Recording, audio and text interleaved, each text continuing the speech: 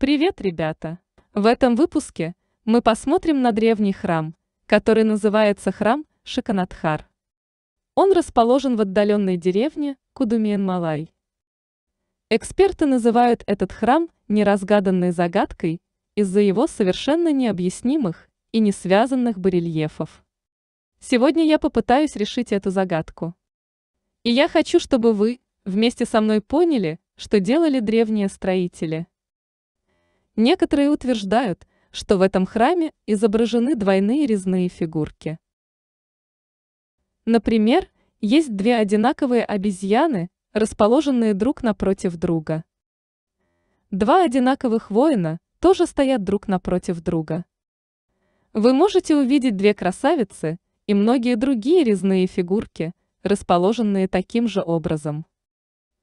Тем не менее, теория о том, что этот храм сделан из набора двойных резных фигурок, также не принимается. Дело в том, что в других местах есть неидентичные резные фигурки. Вы можете видеть такие резные фигурки, расположенные напротив друг друга, и они не являются идентичными. Они даже не похожи. Если мы посмотрим на резные фигурки рядом, это станет еще более запутанным. Например, когда мы входим в этот зал со 100 колоннами, с правой стороны можно увидеть прекрасного шестиглавого бога по имени Картикея, сидящего на павлине. Но прямо рядом с ним вы можете увидеть Нарасимху, божество с головой льва, убивающее демона. Между первой и второй резьбой нет никакой связи. А если вы посмотрите на левую сторону, вы увидите аналогичную проблему. Вот бог-слон Ганеша, а прямо рядом с ним вы можете увидеть эту фантастическую фигуру с 10 головами по имени Равана. И эти фигуры никак не связаны, по крайней мере, так думает большинство людей. И так можно продолжать и продолжать. Например, между Раваной и этим женским божеством нет никакой связи. Такой случайный набор полностью разъединенных богов никогда не встречается ни в одном индуистском храме. И не только в древних храмах. Сегодня, когда строят новые храмы, строители все еще следуют образцу связи между соседними резными фигурками. Я имею в виду, что у вас должна быть возможность видеть их, как вы видите последовательные сцены в кино. Они не просто разбрасывают кучу резных фигурок тут и там. Должна быть причина и последовательность. И из-за этой полной разобщенности специалисты и даже паломники сюда просто не приходят. Я имею в виду, что это такая человеческая склонность игнорировать то, чего ты не понимаешь. Хуже того, некоторые люди отвергли эти резные фигурки как произведение чистого безумия. Но это не вина древних строителей, это наша вина. Потому что мы невнимательно смотрим, и мы просто не такие умные, как предки. Но давайте попробуем проникнуть в сознание архитектора. Давайте поэкспериментируем. Если вы войдете в эту часть храма, то первое божество, которое вы увидите, это бог-слон Ганеша. Но тогда вы должны посмотреть, кто на противоположной стороне. А там его брат. Этот бог на павлине – это брат Ганеши. Это очевидная связь. Вот каким образом резные фигурки расположены друг напротив друга. Я уверен, что некоторые эксперты заметили эту закономерность, но когда они посмотрели на эти две резьбы, возможно, они отвергли эту теорию. Здесь вы можете увидеть 10-главого демона по имени Равана, а на противоположной стороне мы можем увидеть бога с головой льва, аватара Господа Вишну. Какая между ними связь? Большинство специалистов не читали все древнеиндийские тексты, поэтому не видят никакой связи между этими двумя изображениями. Они сравнивают демона с аватаром бога Вишну. Кто из них самый сильный? И что еще более важно, есть ли между ними связь? Связующим фактором является этот демон, которого убивает Господь Вишну. Его имя Хираньякашипу. В древних текстах упоминается, что Равана пытался снять серьгу, которую носил этот демон, и ему это не удалось. Равана даже не смог поднять серьгу этого демона. И этот демон был уничтожен Господом Вишну. Итак, эти резные фигурки размещены друг напротив друга, чтобы рассказать нам, насколько велик и силен Господь Вишну по сравнению с Раваной. Несмотря на то, что обе эти статуи вырезаны одинакового размера, это всего лишь иллюзия. Это похоже на то, как мы видим Солнце и Луну одинакового размера, хотя Солнце намного больше Луны. Итак, если этот храм как видеоигра, то вы не будете играть вот так, по прямой. Чтобы рассмотреть все статуи, вы будете двигаться зигзагом. Верно? Нет. В этой игре есть еще одно правило, которое мы не выучили. Давайте посмотрим на резьбу в другом месте. Здесь вы можете увидеть эту резьбу. Сможете ли вы определить это божество? Он наполовину человек, наполовину черепаха, а форму панциря черепахи можно увидеть внизу. И прямо рядом с ним вы видите этого бога. Кто это? Эта фигура наполовину человек и наполовину кабан. Посмотрите на его лицо. Он очень похож на кабана. Они вроде бы не связаны. И я скажу вам, как вы должны их видеть. Вы должны видеть их так. Как только вы входите в зал, сначала вы поворачиваете направо и видите эту резьбу, которая является получеловеком, полурыбой. Это самый первый аватар Господа Вишну. Теперь вы поворачиваетесь к противоположной стороне, и вы увидите Бога, получерепаху. Это второй аватар Господа Вишну. И вы не должны идти зигзагом. Теперь вы смотрите на того, кто рядом. А рядом третий аватар Вишну, который наполовину кабан. И только теперь вы поворачиваетесь к противоположной стороне, напротив кабана. А там мы видим полульва, который является четвертым аватаром. Теперь вы опять смотрите на того, кто рядом.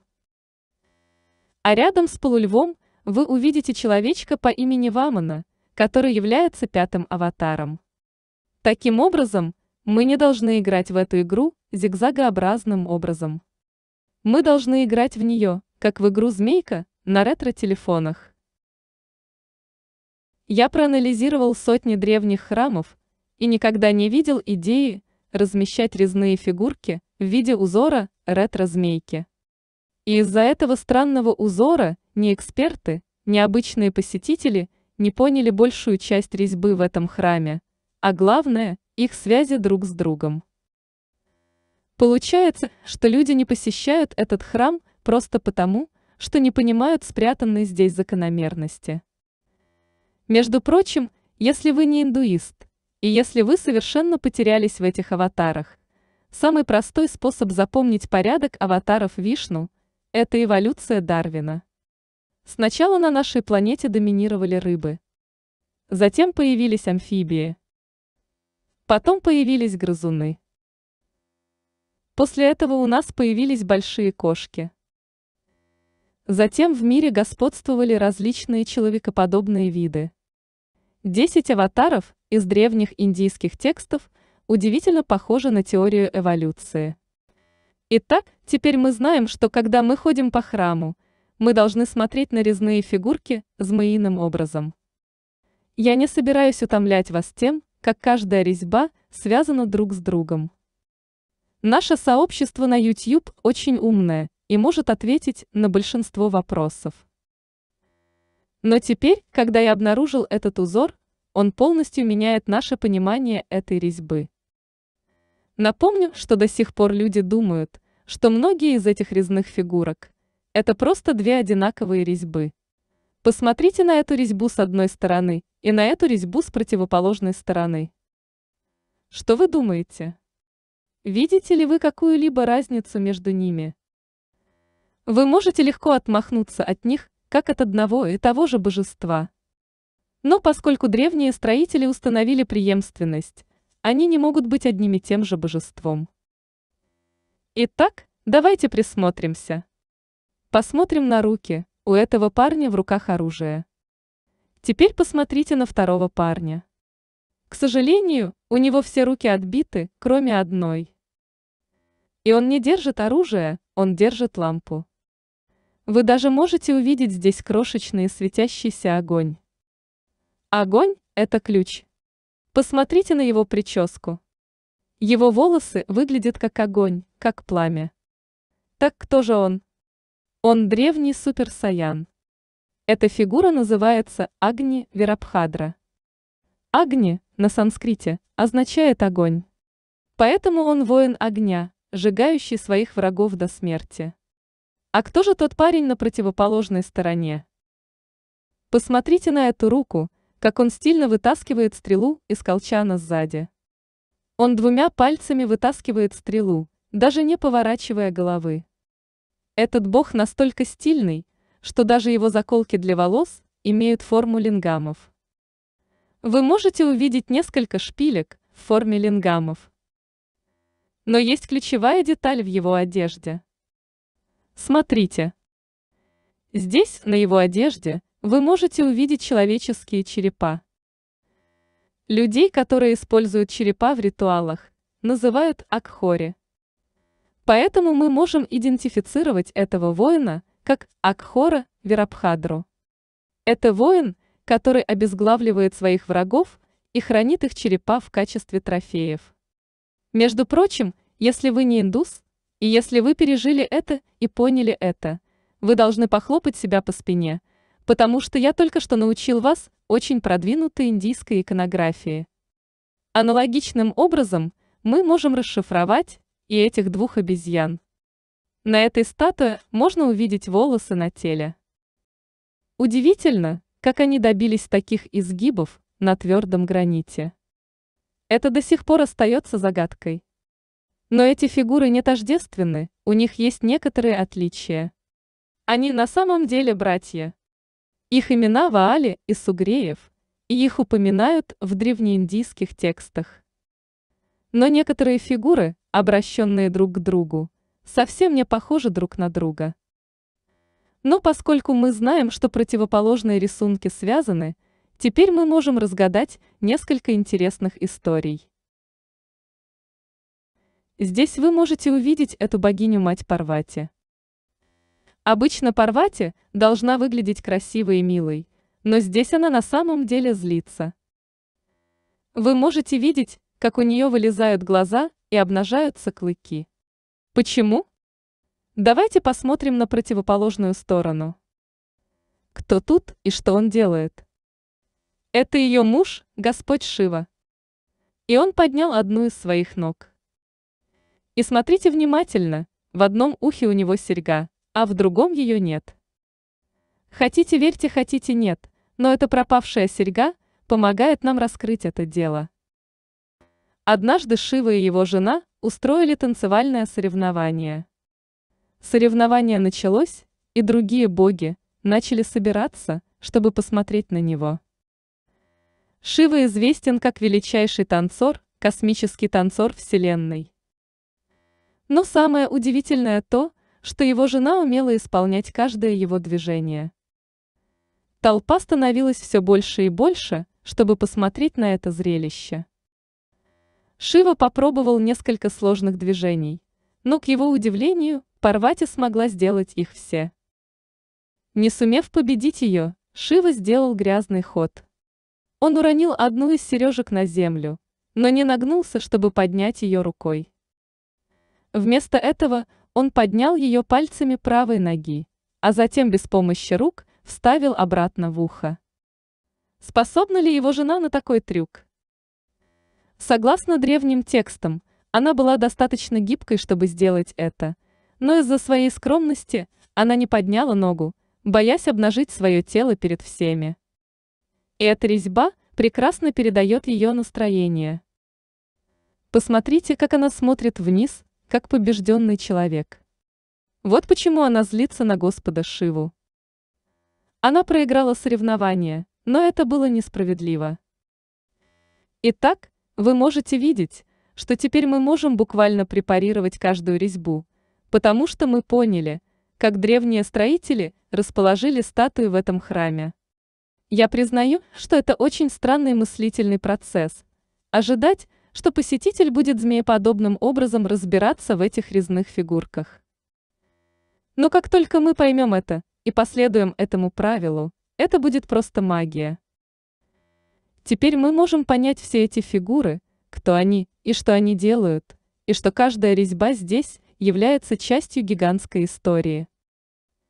Это нерешенная загадка, но теперь мы взломали код.